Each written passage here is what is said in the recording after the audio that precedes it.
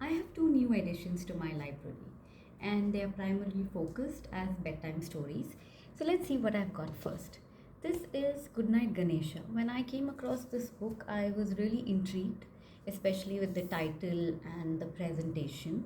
This is a nice book in terms of the concept and the messaging. It has a sweet message like grandparents are reading, and there's a connectivity between grandchildren and grandparents. It also introduces a lot of Indian concepts. It, like the title says, it has the storyline with going with good night Ganesha, good night Thali, good night Kumkum, so the evening prayers and those ideas.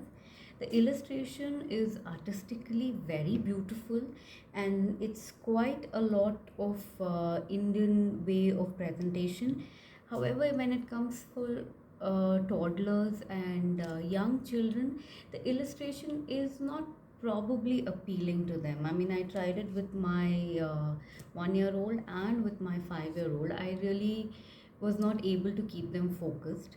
I was trying to narrate every page and trying to get their attention, but the illustration as such, probably as an adult, I enjoy it a lot, but the kids were not able to relate to it.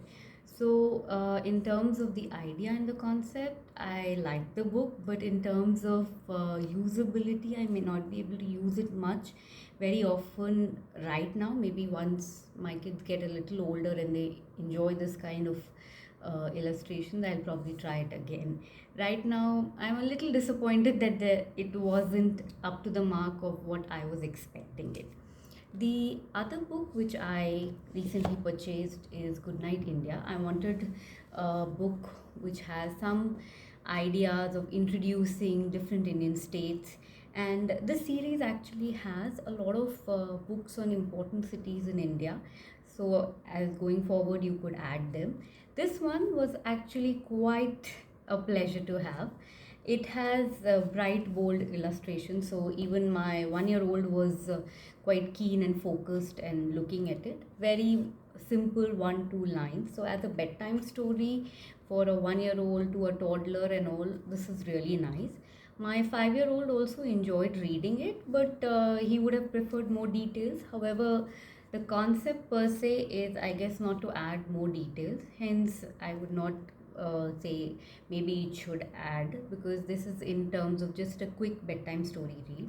If you're looking for more details or more specific in terms of a city or a monument, they have more books in the series. So, out of the two which I have recently purchased, Goodnight Ganesha is a beautiful coffee table book, but in terms of adding it for a bedtime story for your toddlers and younger kids, it may not appeal. For the older ones, they may like it, but the way the story goes, like a good night book, they have probably outgrown that concept. So I don't know where to place this book, except it look really nice in my bookshelf or on my coffee table. This, yes, I would definitely say you can add the generic Goodnight India, or you can even go city specific or the monument specific, and it's a good addition. So these are my two recent purchases and my book reviews on them.